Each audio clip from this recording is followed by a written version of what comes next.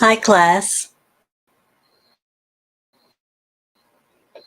Today I'm going to read Charlotte's Web, Chapter 17.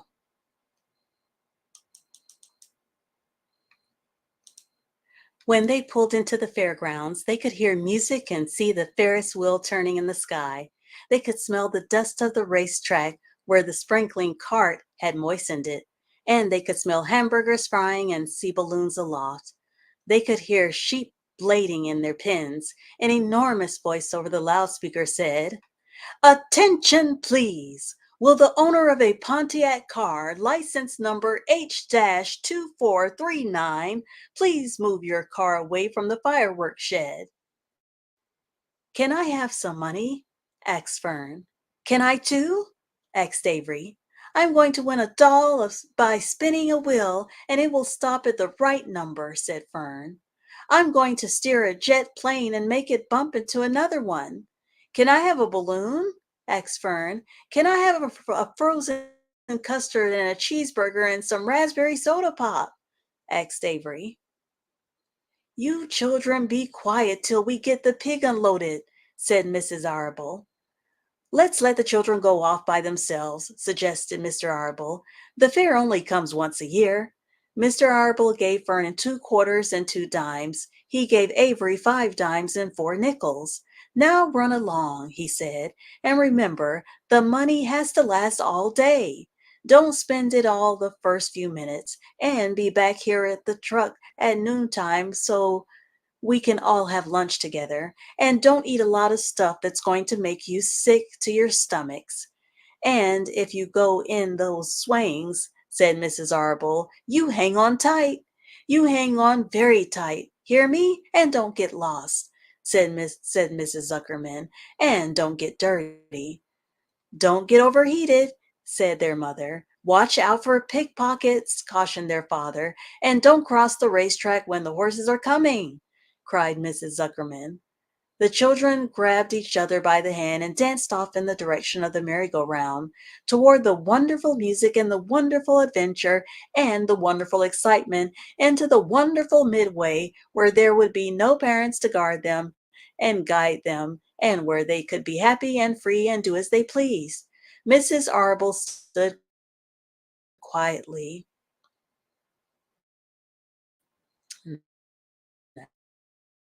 That's the Ferris wheel, and Fern and Avery, and watched them go. Then she sighed. Then she blew her nose.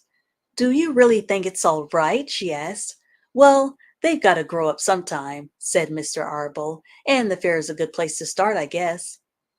While Wilbur was being unloaded and taken out of his crate and into his new pig pen, crowds gathered to watch. They stared at the signs Zuckerman's famous pig. Wilbur stared back and tried to look extra good. He was pleased with his new home. The pen was grassy, and it was shaded from the sun by a shed roof. Charlotte watched her chance, scrambled out of the crate, and climbed a post to the underside of the roof. Nobody noticed her. Temple, not wishing to come out in broad daylight, stayed quietly under the straw at the bottom of the crate. Mr. Zuckerman poured some skim milk into Wilbur's trough, pitched clean straw into his pen, and he and Mrs. Zuckerman and the Arables walked away toward the cattle barn to look at purebred cows and to see the sights. Mr. Zuckerman particularly wanted to look at tractors. Mrs. Zuckerman wanted to see a deep freeze. Lurvy wandered off by himself, hoping to meet friends and have some fun on the midway. As soon as the people were gone, Charlotte spoke to Wilbur. "It's a good thing you can't see what I see," she said. "What do you see?" asked Wilbur. "There's a pig in the next pen, and he's enormous. I'm afraid he's much bigger than you are." "Maybe he's older than I am, and has had more time to grow," suggested Wilbur. Tears began to come to his eyes. "I'll drop down and have a closer look," Charlotte said. Then she crawled along a beam till she was directly over the next pen. She let herself down on a drag line until she hung in the air just in front of the big pig's snout. May I have your name? She asked politely. The pig stared at her. No name, he said in a big, hearty voice. Just call me Uncle. Very well, Uncle, replied Charlotte. What is the date of your birth? Are you a spring pig? Sure, I'm a spring pig, replied Uncle. What did you think I was, a spring chicken? Ha ha! That's a good one, eh, sister? Mildly funny, said Charlotte. I've heard funnier ones, though. Glad to have met you, and now I must be going. She ascended slowly and returned to Wilbur's pen. He claims he's a spring pig, reported Charlotte. And that's Charlotte and Uncle, the very large pig. And perhaps he is. One thing is certain, he has a most unattractive personality. He is too familiar, too noisy, and he cracks weak jokes. Also, he's not anywhere near as clean as you are, nor as pleasant. I took quite a dislike to him in our brief interview. He's going to be a hard pig to beat, though, Wilbur, on account of his size and weight. But with me helping you, it can be done. When are you going to spin a web? Asked Wilbur. This afternoon late, if I'm not too tired, said Charlotte. The least thing tires me these days. I don't seem to have the energy I once had. My age, I guess. Wilbur looked at his friend. She looked rather swollen and she seemed listless. I'm awful sorry to hear that you're feeling poorly, Charlotte, he said. Perhaps if you spin a web and catch a couple of flies, you'll feel better. Perhaps, she said wearily, but I feel like the end of a long day.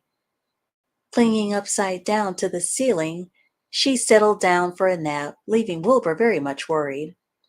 All morning people wandered past Wilbur's pen. Dozens and dozens of strangers stopped to stare at him and to admire his silky white coat, his curly tail, his kind and radiant expression. Then they could move on to the next pen, where the bigger pig lay. Wilbur heard several people make favorable remarks about Uncle's great size. He couldn't help overhearing these remarks, and he couldn't help worrying. And now, with Charlotte not feeling well, he thought, oh dear. All morning Templeton slept quietly under the straw. The day grew fiercely hot. At noon, the Zuckermans and the Arables returned to the pig pen. Then a few minutes later, Fern and Avery showed up. Fern had a monkey doll in her arms and was eating Cracker Jack. Avery had a balloon tied to his ear and was chewing a candied apple. The children were hot and dirty. Isn't it hot? Said Mrs. Zuckerman. It's terribly hot, said Mrs. Arable, fanning herself with an advertisement of a deep freeze. One by one, they climbed into the truck and opened lunch boxes. The sun beat down on everything. Nobody seemed hungry. When are the judges going to decide about Wilbur? Asked Mrs. Zuckerman. Not till tomorrow, said Mr. Zuckerman. Lurvy appeared carrying an Indian blanket that he had won. It's just what we need, said Avery, a blanket. Of course it is, replied Lurvy, and he spread the blanket across the sideboards of the truck so that it was like a little tent. The children sat in the shade under the blanket and felt better. After lunch, they stretched out and fell asleep. And that is the end of chapter 17. Please give the video a thumbs up, and I'll see you in the next one, Lord willing. If you haven't already, like and subscribe. Thanks for watching. Bye.